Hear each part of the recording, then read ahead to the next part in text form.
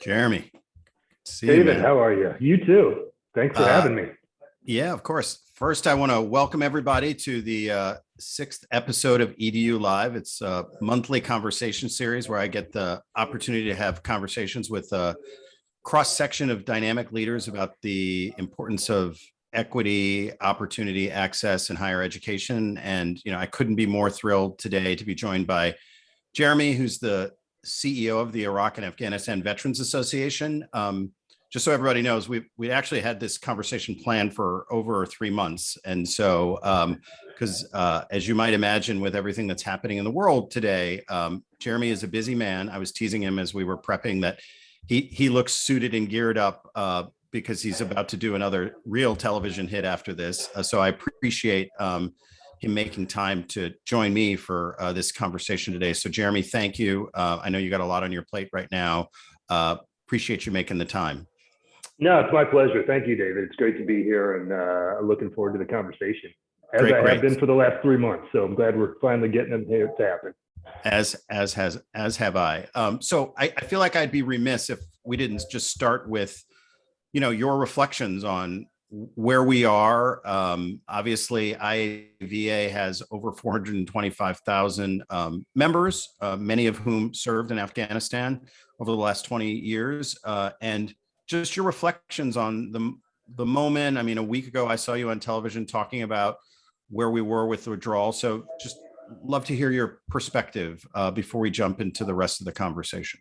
Yeah, absolutely. I appreciate you asking. It's, I mean, at the end of the day, it's very frustrating. I think that encapsulates the general feeling of so many veterans today, to include our members, our staff, members of our board. I mean, we hear it all the time. It's frustration that we did not do a better job. And by we, I mean the entire country, going back 4 administrations, every member of Congress who's been in office since the special immigrant visa program was put into place back in around the year 2008. We've got a backlog of visa applicants, Afghans who fought alongside, supported U.S. service members in the most dangerous circumstances possible, not only putting themselves at risk, but the lives of their families at risk. And we promised them that by that service, they would get a visa to come to the U.S. And we failed to live up to that. It's been a backlog that has been building for years.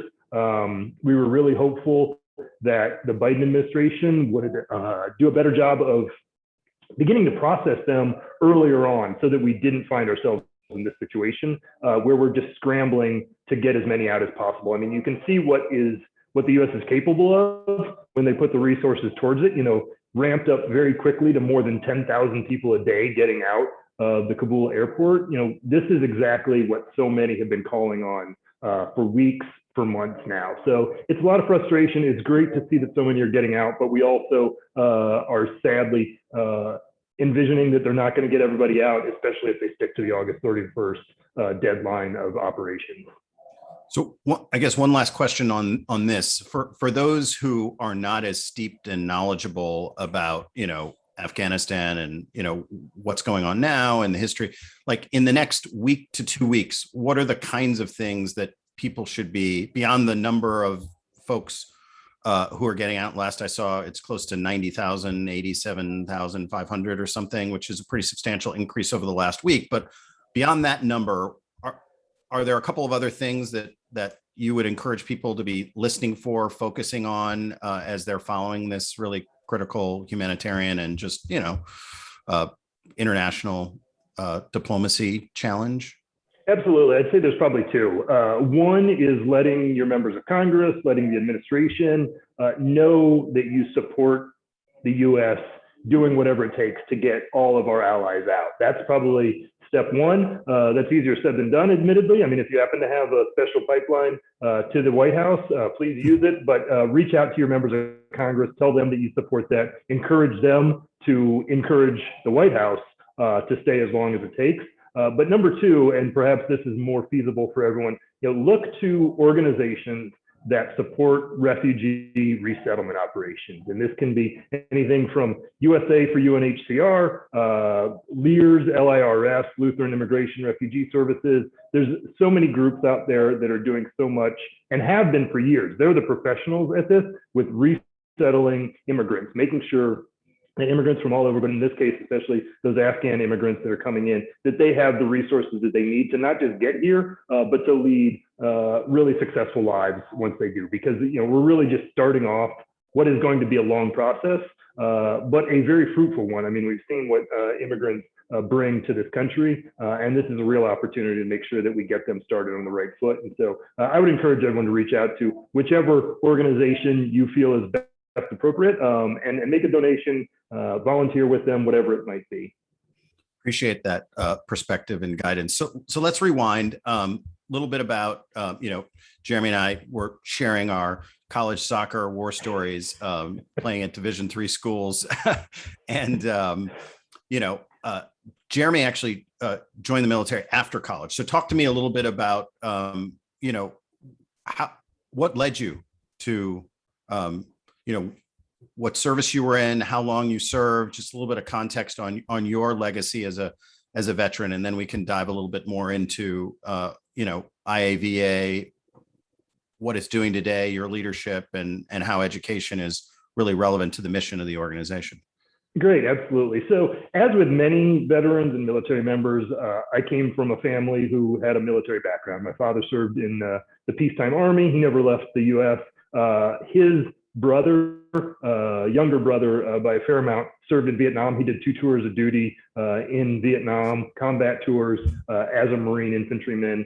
So I grew up not only hearing their stories, but hearing the stories of family friends who also served in Vietnam and others, and really, being steeped in the proud history that they had of service. Even to my father, who, as I said, total peacetime service, never left the U.S., but really. Same with my dad, peacetime, yeah. Not peacetime, but never left the U.S. Exactly, and not that there's anything wrong with that by any means, but it was obvious that it did a lot to shape the man that he became. That said, my earliest thoughts around joining were in high school when, I don't know, I imagine it still happens, the recruiters start flooding high schools trying to get, rising seniors and stuff to consider enlisting straight out of high school. I had zero interest in that. Came also from a family that both had advanced degrees. So my plan was always to go to college. So I went to college, but also then was lucky enough to take advantage of a study abroad program that my university ran. So it was the exact same cost, and it was incredible. I really took advantage of that. And that opened up the aperture of my eyes and minds to just how big the world is. And so after graduating, I really wanted to do something where I would have a chance to travel, maybe a job that was non-traditional. And this was, I graduated in 95, so really started thinking about it 96, 97. Ultimately decided on the Navy just because of the slogan, join the Navy, see the world. That's what I wanted to do. It seemed like the Navy was the best opportunity for that. I really knew nothing about any of the branches of the military, except that I wanted to travel, and the Navy seemed the best suited for that. And so I joined in 1999, went to officer candidate school, again, because I had a degree already, knew that I could come in as an officer, so did that. And then ultimately, was on my first deployment on September 11th. And what had been a plan of doing 4 years in the Navy and getting out, as it did for many of us, completely changed my views of military service. And it went from being an adventure to being very, very real. And I'm still in the reserves today. So 21 years in counting of service, really because of 9/11. I served about 6 years on active duty and then transitioned immediately into the reserves, and I'm still there today. So talk to me. Well, first of all, thank you for your service, Jeremy. I guess I'm interested in, you now lead one of the largest organizations that, works with, veterans, obviously a generation of veterans, that at least for those of us who are, of the same era you and I are, have, these are the wars and the conflicts that we've grown up with. And tell us a little bit about like the IAV membership, age. One of the things that we've talked about is it's a really diverse cross section of folks, and yet the kind of importance of education as a thread, particularly after service, is a really important one. So just tell us a little bit about who your members are and what's important to them. And absolutely. So as you said, it is diverse, meaning the military, the veteran community is very diverse. I think a lot of the civilian population doesn't realize just how diverse it is. And I'm proud that our membership, the IAVA membership, reflects that a bit, both in age and demographics. So one of the things is age. We are a post 9/11 focused organization, but what a lot of people forget is that there were plenty of people, not just like me, but even older than me, who had joined the military long before 9/11, but then have continued to serve after. And so I say all that as a prelude that our demographics on the age spectrum are really wide. Age range, the bulk of our membership kind of ranges in age from about 30 to about 65. Which is indicative of those who have been serving and is indicative, frankly, of how long these conflicts have been going on. So the age range is very diverse. From a gender side, we're also pretty proud of that. It's about 80-20 men to women, which is close to what the overall population of the military is. You're going to get very different demographics in terms of the different services. I think the Air Force has the highest ratio of women to men. The Marine Corps has the least. And so we're very much focused on women veterans and issues to improve all veterans, but there's a lot of work that we need to do around the women veterans issues. And so that's been a big part of our platform, and that shows by the membership that we have. Also then from racial backgrounds, the diversity within the military and then by extension the veterans space is huge. I think a lot of people don't realize just how diverse the military is. It's something like 40% of the overall population come from minority backgrounds. Again, when you start to skew into the details, that changes radically when you look at the officer corps, vice the enlisted corps. The enlisted corps is much more diverse than the officer corps. And then you also have certain MOSs or jobs within the military where there's higher and lower rates of minorities in there. And I could go on and on for that, but won't. And so, but we collect that data. It's very important to us. We do roughly annually, membership surveys, pretty detailed surveys, where we collect data, everything from demographics to questions about the issues of the day that drives the policy agenda, and so much of the work that we do in Washington, D.C. drives what we focus on, the issues that are important to us. It's where we learned about things in the early days of things like burn pits and the problems that were arising from service members in their time overseas, where they were exposed to really toxic substances. And then we're coming down with rare illnesses when they came back home, and doctors weren't sure why in the world they were doing this. And ultimately, with a little bit of research, realized that it was these toxic exposures, these burn pits, that were leading to them. So all of that's a long-winded way to say that our goal is to have as diverse of a membership as we have a military and veteran space, because that's the way we're going to be able to really get at the heart of the issues that need fixing within the veteran community.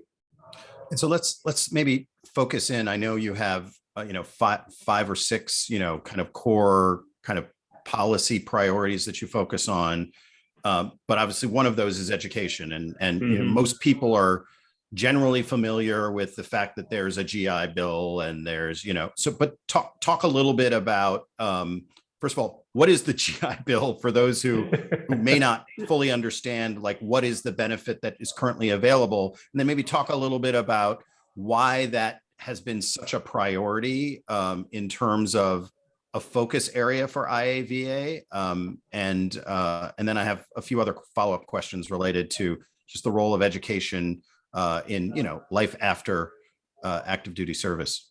Absolutely, and I'll try to be brief because I could go on probably far longer than you want to. But the GI Bill is, I think it's relatively safe to say, it is one of the most popular benefits that come from military service. So it was established right after World War II as a way to get all these returning service members an opportunity for advanced degrees and things like that. There's been many, many changes to it over the years, but it really became a priority for us because the post 9/11 generation, many were qualifying for the GI Bill. And what it does is basically, and again, it's more nuanced, but basically you serve 3 years roughly of active duty service, and you have earned through the VA the benefits of basically 4 years of post, I shouldn't even say that, really 4 years of educational opportunities. Oftentimes it's used for undergraduate degrees, but many times used for master's degrees. You can use it for a host of other things. And that's where we talk GI Bill, but really there's other educational benefits that come from military service that we kind of lump into this when we generally say that we're supporting the GI Bill. Gotcha. But you can use it for a variety of things. And that's one of the things that we focused on, is making it more applicable and useful for the post 9/11 generation.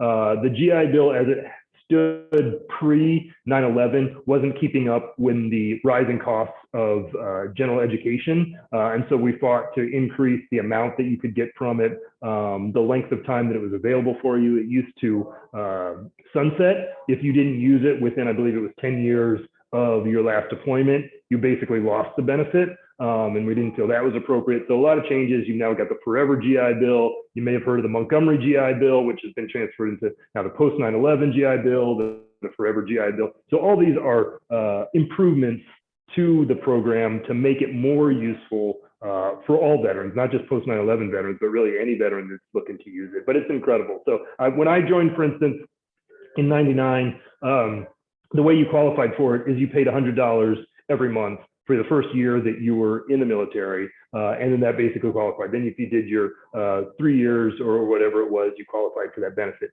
Post 9/11, part of the change was, hey, we're sending all these service members to combat. We shouldn't require them to pay for this.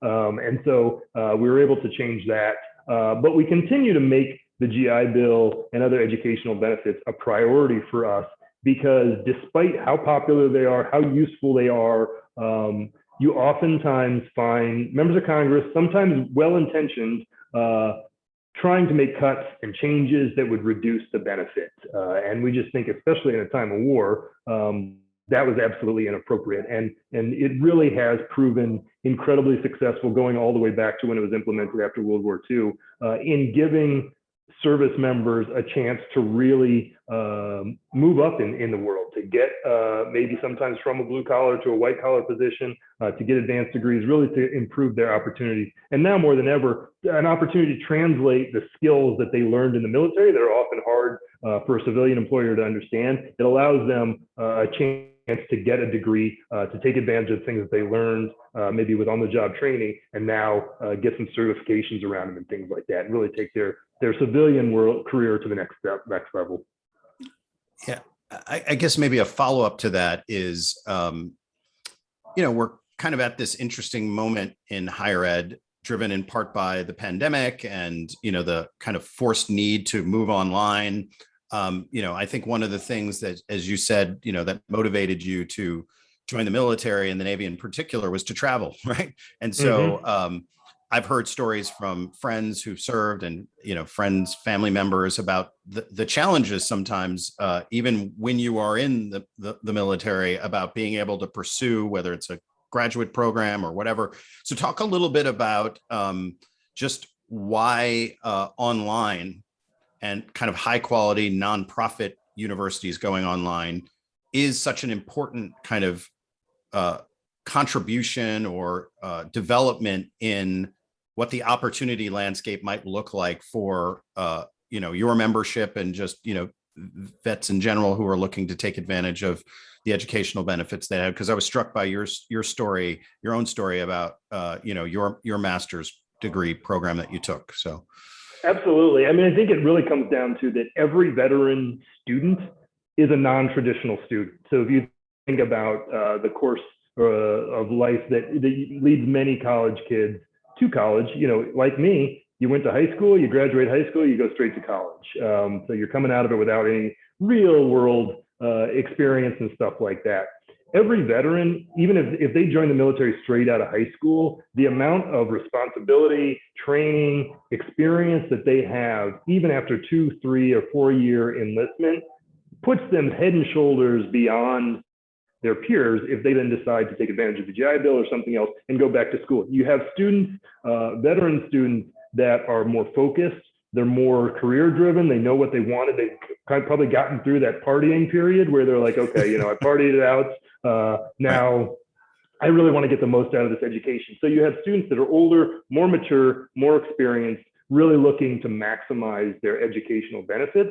And these opportunities give them, I think, just many more choices to get the type of education that is best suited for them. A lot of times they know what they want. When I went to college, I had no idea what I wanted. I just knew that I was supposed to go to college. I didn't know what I wanted to major in. I didn't know what I wanted to do after. For so many veteran students, they know what they want to do. They're there to get a degree that's going to get them the career that they already are planning for. And the online opportunities, the various opportunities that are out there now really are just broadening the ability of those veterans to get to maximize their GI Bill or other educational opportunities. And that's what happened to me. I ended up using it for a master's degree, and this was 10 years ago, roughly. I have to do the math. So at the time, at least for me, an online education was very unknown. I didn't really know what I was getting into. I was pretty skeptical and found that it was incredible. I was able to do it while working a full-time job, being married, having other responsibilities and stuff like that. And I did some of the courses while I was on deployment. I got deployed to the Philippines for a year as a reservist and was able to continue my studies even there. The professors understood the situation and were able to absolutely flex with me, even though I was working 12-hour shifts, middle of the night there and things like that. They understood it and they were able to flex, and I was able to continue and get my master's degree. And so really was an eye-opening experience to me about just how impressive and how much they have online opportunities have changed and evolved. It's interesting you mentioned that, because we hear a decent number of stories about students in our various partners degree programs in particular, but also boot camps who are active duty or serving or military affiliated. And just to your point, when it is done well and thoughtfully designed, it really is pretty transformative in terms of someone's ability to kind of make it work in their the craziness of what's going on in their lives, and just the realities of what it means to be an adult learner, which is one of the fastest kind of growing segments of what traditional nonprofit institutions are now trying to serve here in the United States. I guess maybe give a little bit of perspective. And I know there's no one size fits all answer to this question because of the diversity of the membership that you have, but thematically, are there certain areas of study that you see more interest in, degree versus non-degree? Or I know we had talked a little bit about cybersecurity as an area where there's a lot of interest, but maybe any perspective you have on that? Absolutely. Yeah. That's been the biggest one that I see, is a real interest in cyber, IT related careers, because so many service members are coming out of the military with a strong background in IT, cybersecurity, things like that. And they want to take what they learned, often that came with credentials, but military credentials, which often don't translate well into the civilian world. And so a lot of interest in getting sort of formalized versions of what they learned in the military that can take their career to the next level in the civilian world. That's definitely one that's very popular, but also is a lot of sort of the trade craft type of thing. You have a lot of service members that are coming out that had jobs that had them really become quite technically proficient with things like engine repair, HVAC repair and maintenance, and working under just incredibly arduous conditions, and they want to take that to the next level. And so it's looking at trade schools and other things like that, sort of some alternative routes to educational degrees that are going to get them a more high-paying, stable job in the civilian world. Those are the two very broad areas that I see a lot of interest in addition to just traditionally, getting an undergraduate degree. Exactly. Right. So maybe talk a little bit, Jeremy, about, if you were giving if I was a college president or a university president who said, I want my institution to, better serve, the veteran community, any kind of perspective, insights you would have just in terms of thinking about how to think, part of the discussion for this show and generally is like, diversity means a lot of things, and equity and access and opportunity means a lot of things. And it's not just about, although it's a personal passion of mine, having more Black students enroll in higher education. A lot of institutions are not set up necessarily well to always serve the needs of non-traditional students. Maybe, just offer a little perspective on maybe some of the things that you wish higher education leaders focused more on or knew or took into Absolutely. consideration. No, it's a great question. And I think there's a couple of different tracks. One is sort of the administrative side. And one, the biggest perhaps, is get people on staff that learn and understand how the GI Bill system works. Because so much of it is dependent on the individual universities to properly and timely process paperwork, report back to the VA, all of these things that are outside of the control of the veteran students, but absolutely are vital to that student having his or her tuition paid, her room and board paid, the stipends that come with it. That's vital. And we've seen, you and I discussed a little bit how recently, how Howard University basically got their, they were stopped being allowed to accept GI Bill money simply because they were screwing up the paperwork side of things, which is horrible. And that's usually at no fault to the veteran. So that's one big thing, understand that side. The other side is understand that, as I kind of mentioned before, most of these veterans are going to be non-traditional students. They're going to have a different desire, and understand that they are often working in a different way than many of your other students. They might not want to live on campus. They might be working odd hours. They probably have a full-time job or at least a part-time job. Some of them are also continuing to serve in the reserves or the National Guard, might be getting deployed. There has to be an understanding that these are folks that often have a lot going on in their lives, and the university may need to be a bit more flexible. But when they are, I think they're going to find that these veterans prove to be incredible student leaders, educators, and make a real strong contribution to the diversity of the student body. And I don't mean diversity necessarily in the Black, white, Asian standpoint, but simply to the diversity of backgrounds, lived experience, perspective. Exactly. Yeah, totally. Yep. 100%. It's interesting.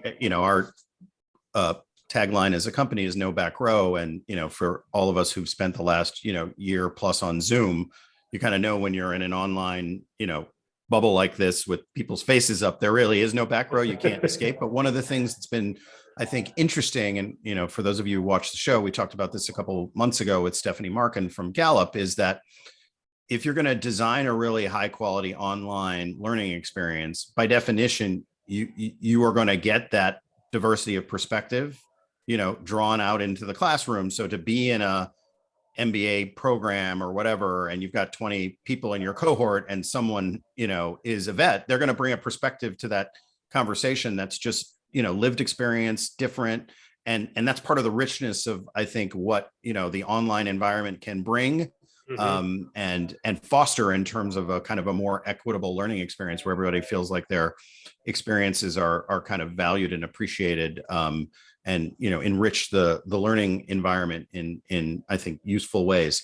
So we're going to pivot, Jeremy, to just take a few questions from the audience as we wind down. And I guess the first question is rough numbers, like what is the usage rate of the GI benefit? How, what percentage of folks take advantage of it? How much goes unused? Just in terms of I suspect that it's not what you want it to be. Obviously, it's part of the reason why you guys focus so much on creating more access and awareness. But talk a little bit about numbers, if you can share any of those. Yeah, I can a little bit. I can't speak to necessarily the entirety of the military, but from going back to the survey that IAVA does, that's a standard question: is did you earn the GI Bill? Are you eligible for the GI Bill? Did you use the GI Bill?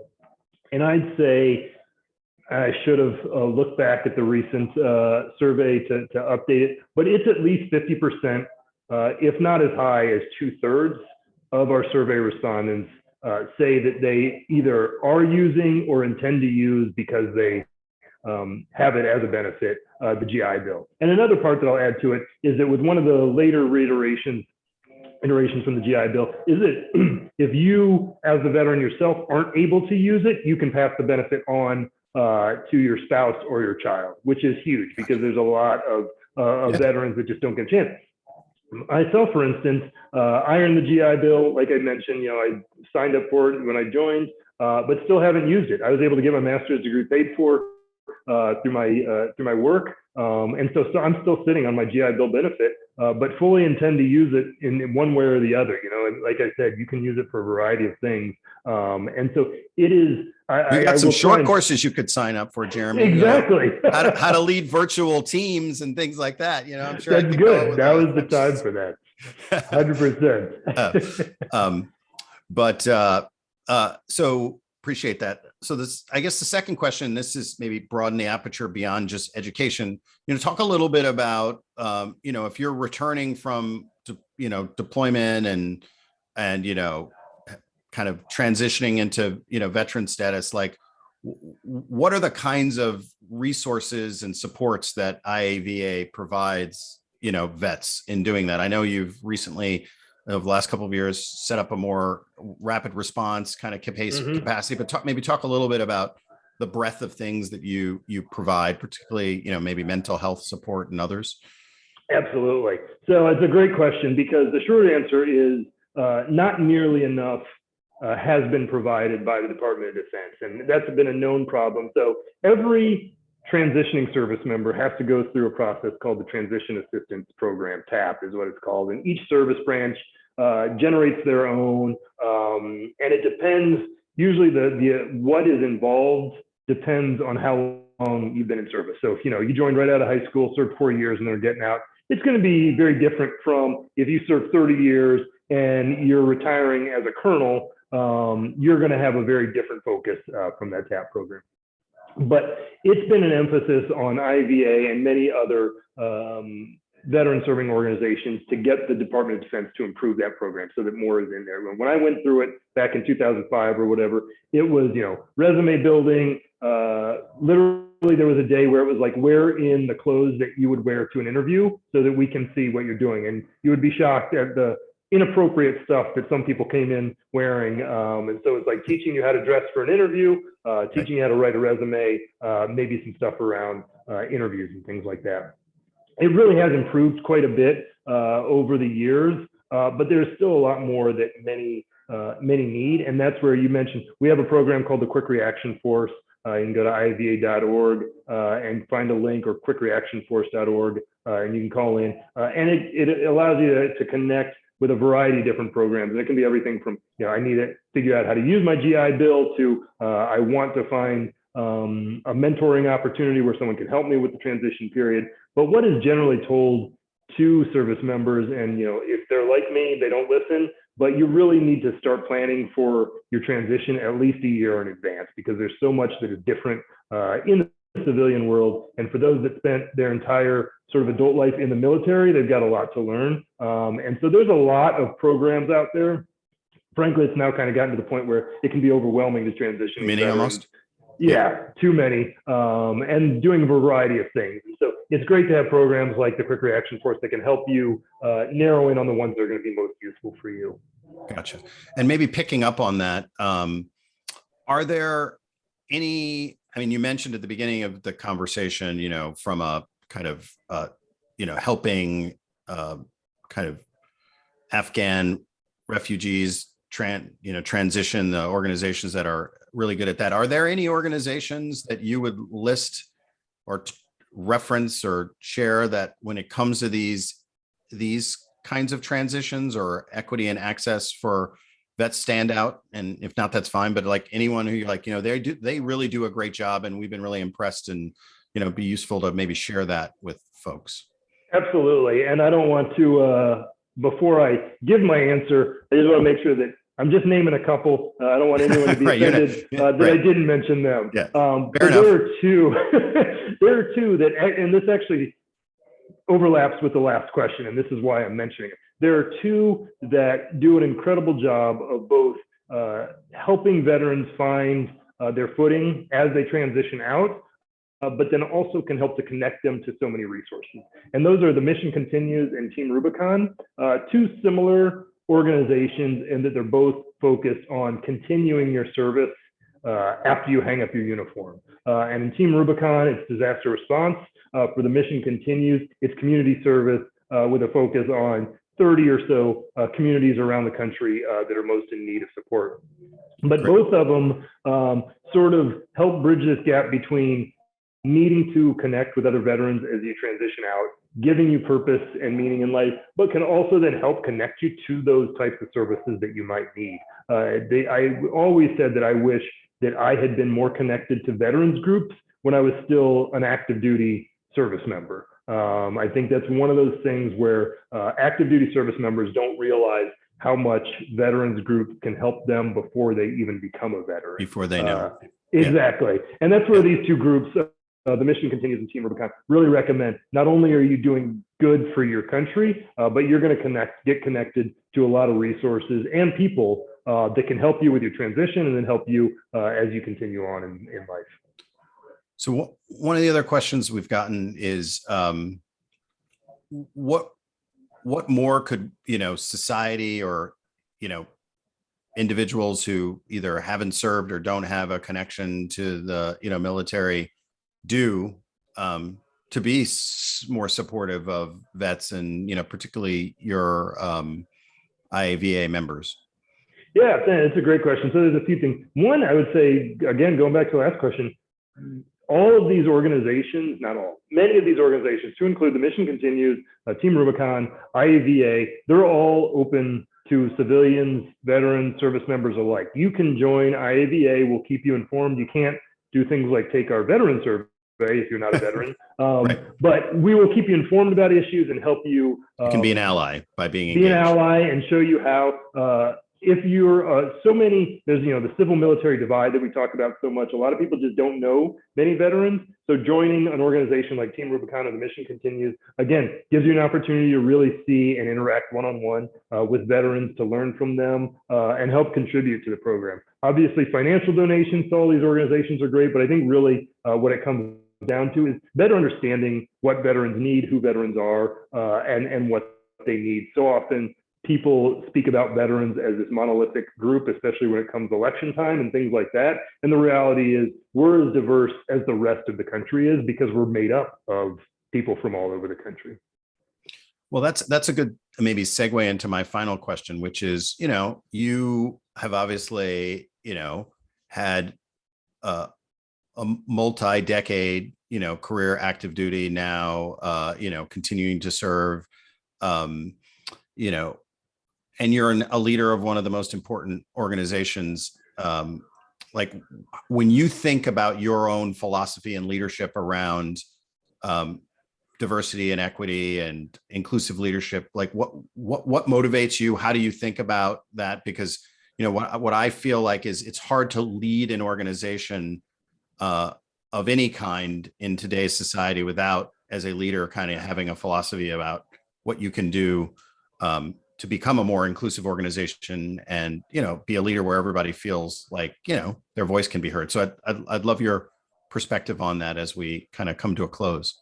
Absolutely. And it's, mine has evolved just as it is for many other people. But for me, it's kind of come to a point of being more open and comfortable talking about it, raising it, the need, the challenges that come with being a racial minority, the importance of having diversity and more voices in the community and in the workplace. For the longest time, especially as a junior officer, my view was as a Black guy in this, I just want to perform as well as possible. I don't want to bring up anything about race because I don't want to see that as me being seen as someone that's complaining and stuff like that. So it's kind of like the old adage, you got to work twice as hard to get half as far. And so I just always wanted to be the one that was working twice as hard and just getting the job done. I think that has its time and its place, but certainly as you become more senior in ranks, I think it also becomes increasingly important and vital that you are more outspoken about the challenges that come with being racial minorities. And that took some work for me to get comfortable doing that, just because it was not who I was at the time. As with many people, the murder of George Floyd really changed the amount that I did speak about it, especially as the CEO of IAVA. Again, before that, I didn't want to be too outspoken because I thought then people would see me as, there's the Black guy who's just focused on other Black veterans. And I have changed and realized that it doesn't matter. You know, we have to have these conversations, because if we're not speaking up and making sure that we're being a loud voice for those that need some additional support, then it's not necessarily going to happen.